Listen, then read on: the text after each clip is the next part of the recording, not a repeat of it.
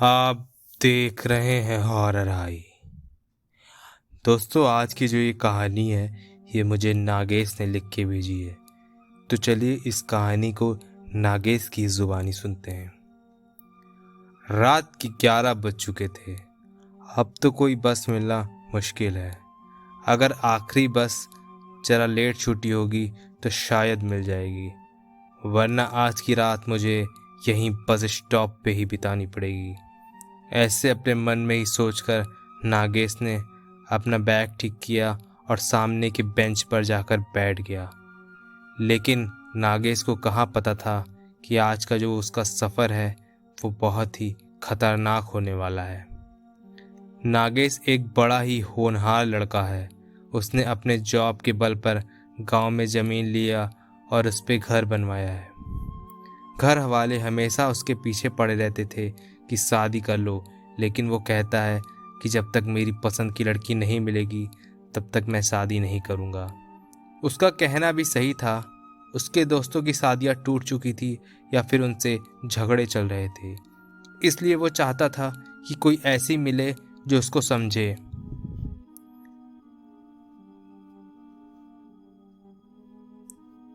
नागेश अपनी घड़ी का टाइम देखता है।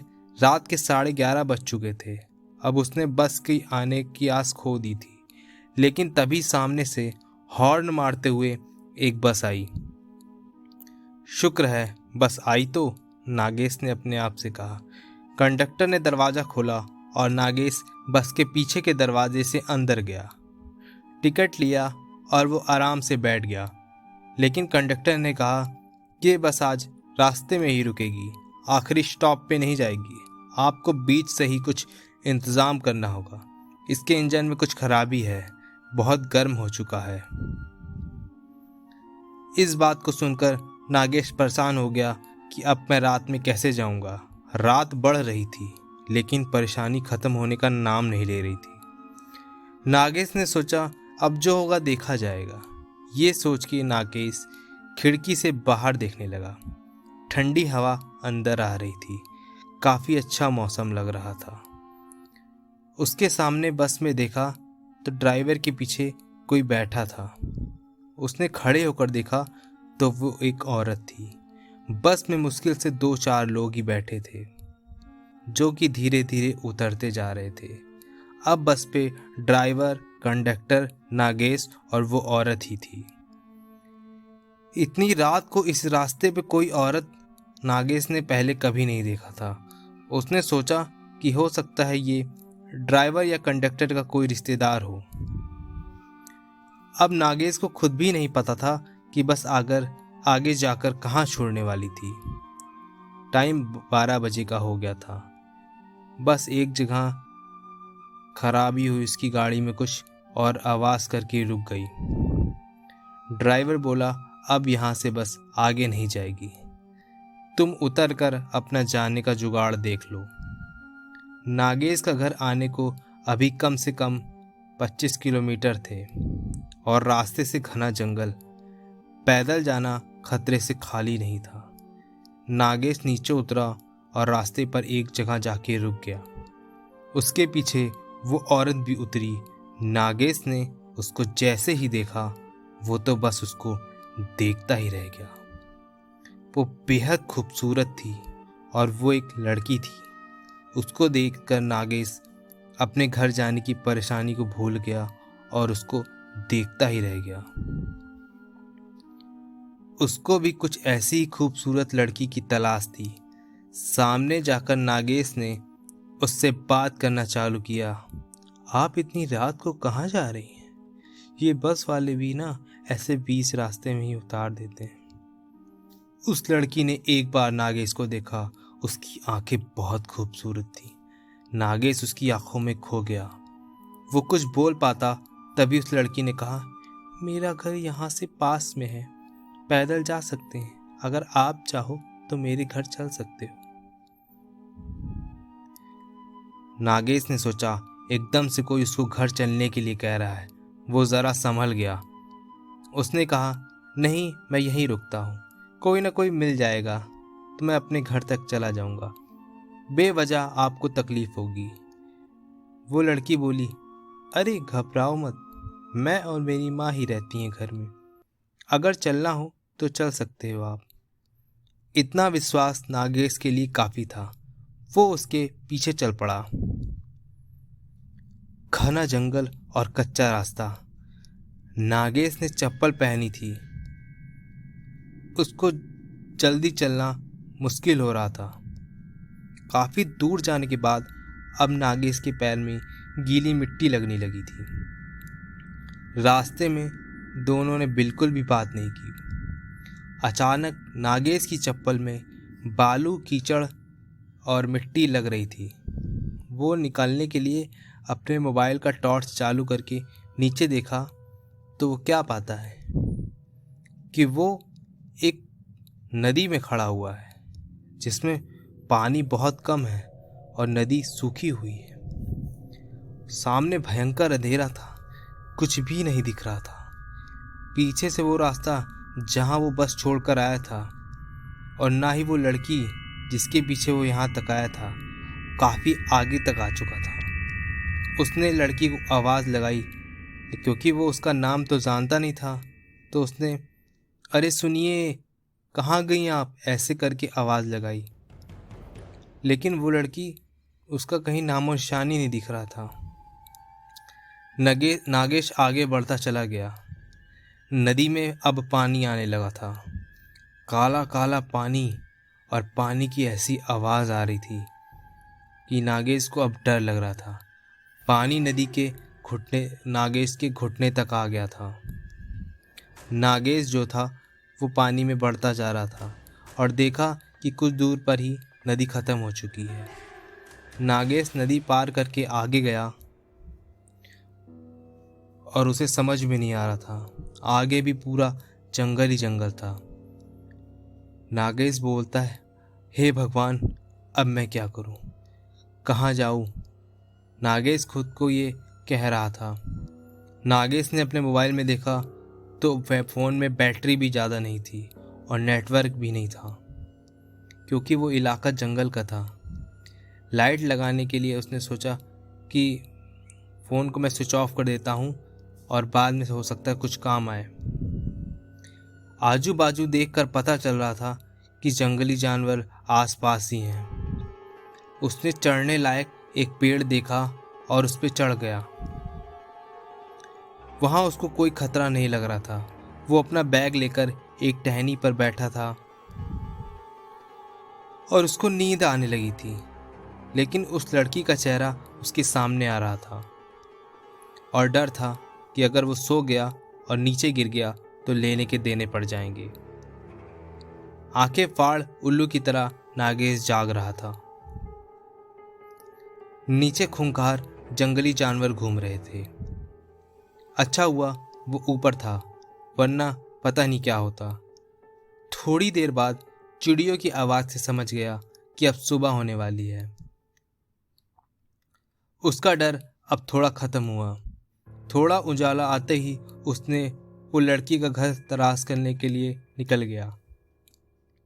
काफ़ी दूर जाने के बाद एक घर दिखा। घर पुराना सा था। नागेश ने देखा कि अब सामने जंगल थोड़ा कम है और थोड़ा सामने जाकर देखा तो बहुत दूर पर कुछ घर दिख रहे थे। शायद कोई गांव था। वो उसी घर की तरफ आया जो सबसे पहला दिख रहा था।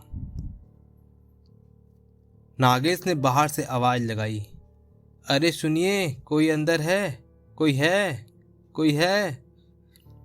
लेकिन कोई जवाब नहीं आया। उसने खिड़की से झांक कर देखा। दीवार पर कुछ पुराने फोटो लगे थे। उसमें वो लड़की थी जो कल रात को मिली थी और उसकी माँ भी यहीं रहती है, लेकिन वो तो कहीं दिखी नहीं रही थी। नागेश के मन से वो लड़की भूली नहीं जा रही थी। वो उसी घर के बाहर उसका इंतज़ार करने के लिए रुक गया। इंतज़ार करते समय रास्ते में कोई आदमी और कुछ भी नहीं दिखाई दिया। शायद वो गांव बहुत पुराना था जहां अब लोग नहीं रहते थे।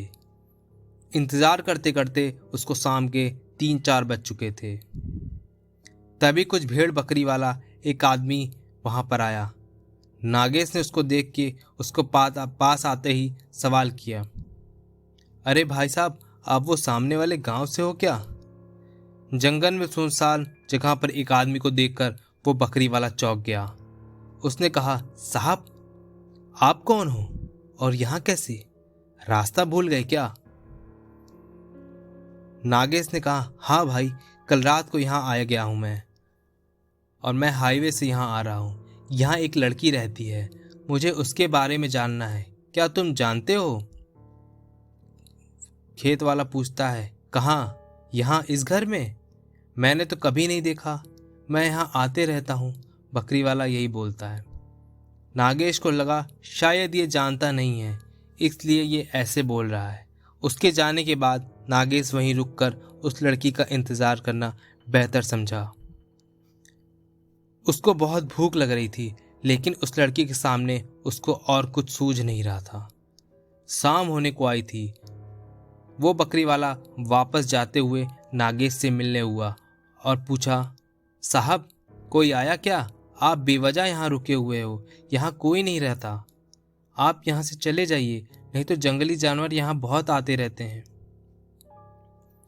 नागेश सोचने लगा, अगर यहाँ कोई नहीं रहता तो फिर वो कौन है जो फोटो में है और मुझे यहाँ तक लेकर आई है? मुझे देखना है कि वो है कौन। कुछ देर बाद अंधेरा हो गई और रात हो गई। इतनी देर से ना वो लड़की आई और ना ही उसकी माँ। अब नागेश से रहा नहीं गया, लेकिन वापस जाना तो मुश्किल था। रात में नदी और जंगल का इलाका, इसलिए उसने वहीं एक पेड़ का सहारा लिया और चढ़ के बैठ गया। घना अंधेरा छाने लगा। सामने वो घर दिख रहा था। नागेश अब घर से थोड़ी ही दूर पर था। बाहर उल्लू की आवाजें आ रही थी। खुद की सांस और धड़कन भी नागेश को अब महसूस होने लगी थी। तभी अचानक सामने से सफेद कपड़ों में वो लड़की आते हुए दिखाई दी। उसको देखकर नागेश को बड़ा अच्छा लगा। चलो, जिस बात के लिए वो कल यहाँ से रुका है उससे मिलना तो हो जाएगा। वो अब उतरने की कोशिश ही कर रहा था पेड़ से, तभी उसकी नज़र उसके साथ चल रहे एक परछाई की तरफ गई। देखने पर पता चला कि वो एक आदमी था जो कि बैग टांगे हुआ था और उसके पीछे पीछे चल रहा था। अब नागेश वहीं रुक गया और ऊपर से सब देखने लगा। उस लड़की ने घर का दरवाज़ा खोला और अंदर गई। उसके बाद वो आदमी जैसे ही अंदर गया, उस आदमी की चीखें गूंजने लगी। वो तड़प रहा था, चिल्ला रहा था, बचाओ बचाओ, मुझे छोड़ दो, मुझे माफ कर दो, मैंने तुम्हारा क्या बिगाड़ा है। ये सब सुन के नागेश डर से कांपने लगा और नीचे उतरना अब तो वो भूल ही गया। कुछ देर बाद उस आदमी की चीखें बंद हो गई। सब शांत हो गया। वो आदमी शायद मर चुका था, ऐसा नागेश को लगा और वो वहीं पेड़ पर ही बैठा रह गया। नागेश सुबह का इंतजार करने लगा। जैसे ही सुबह हुई वो पेड़ से उतरा। दरवाजे के बाहर तक खून बह रहा था। अंदर जाकर देखने की हिम्मत नहीं थी। वो जहाँ से रास्ता पाया वहाँ से भागते हुए चला गया और उसने अंदर लड़की है या नहीं ये भी नहीं देखा। भागते हुए वो हाईवे तक पहुँचा और अपने घर तक पहुँच गया। उसके साथ जो हुआ वो जैसे ही बताने जा रहा था, अचानक उसकी ज़बान लड़खड़ाने लगी। बोलना तो बहुत कुछ था, लेकिन वो कुछ बोल ही नहीं पा रहा था। उसका मुंह जैसे किसी ने सिल दिया हो। नागेश को उसके घर वालों ने हॉस्पिटल में एडमिट कराया और उसका इलाज चालू हो गया। किसी को कुछ समझ नहीं आ रहा था कि उसको हुआ क्या है। डॉक्टर भी परेशान हो गए। आखिरी में डॉक्टर ने उसको पागल घोषित कर दिया और पागलों की ट्रीटमेंट चालू कर दी। इधर जंगल में वो बकरी वाला आज शाम को फिर से उस घर की तरफ आया और जानबूझकर तसल्ली करने के लिए, ये देखने के लिए कि उस घर में कोई लड़की है या नहीं, वो अंदर की तरफ गया। बाहर खून बह रहा था। उसने अंदर की तरफ झांक कर देखा तो वो भयंकर नज़ारा देखकर उसको भागना तक नसीब नहीं हुआ। वो लड़की अंदर ही बैठी थी। वो अब आदमखोर बन चुकी थी। उसके शरीर पर पूरा खून ही खून लगा था। वो लड़की आधी इंसान लग रही थी, आधी जानवर लग रही थी। उसका पूरा मुंह खून से सना हुआ था और उसके चेहरे पर अजीब अजीब तरह के निशान बने हुए थे। वो जानवर और आधा इंसान लग रही थी। वो जानवरों जैसे बैठकर उस आदमी का शरीर खा रही थी। ये सब देखकर बकरी वाले के मुंह से चीख निकल गई। आज बकरी वाले के साथ एक छोटा बच्चा भी था। उसने अपने पापा की ये सारी देखा कि पापा ऐसे देखकर घबरा गए। बकरी का वाले का बच्चा दौड़ते हुए ही जंगल की तरफ भागा। देखते ही देखती वो लड़की शैतान बन चुकी थी। उसके सफ़ेद कपड़े अब भयंकर लाल हो चुके थे। खून से लथपथ वो बकरी वाले की तरफ लपकी और उसने उस बकरी वाले को अंदर खींच लिया और उसको भी मौत के घाट पे उतार दिया। अब काफ़ी रात हो चुकी थी। जंगल सुनसान और खूंखार बन गया था। उस खूबसूरत लड़की के अंदर का शैतानी आत्मा का राज सिर्फ नागेश जानता था और वो छोटा बच्चा। उस बच्चे ने जाकर इस घटना के बारे में सबको बताया। लोगों ने पता किया कि कौन आदमी रात में हाईवे से कल आया था, तो नागेश के बारे में पता चला और नागेश की हालत के बारे में भी पता चला।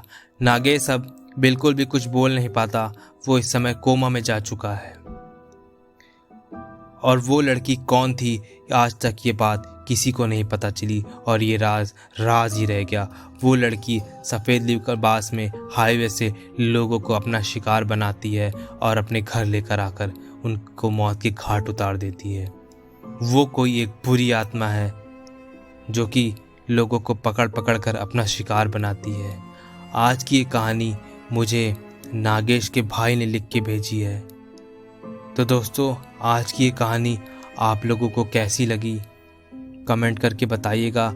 आप लोग दोस्तों चैनल को सब्सक्राइब नहीं करते, वो लाल वाला बटन दबा के चैनल को सब्सक्राइब करिएगा ताकि मैं आप लोगों के लिए ऐसे ही नए वीडियोस लेकर आता रहूं। मिलते हैं कल एक नई कहानी के साथ।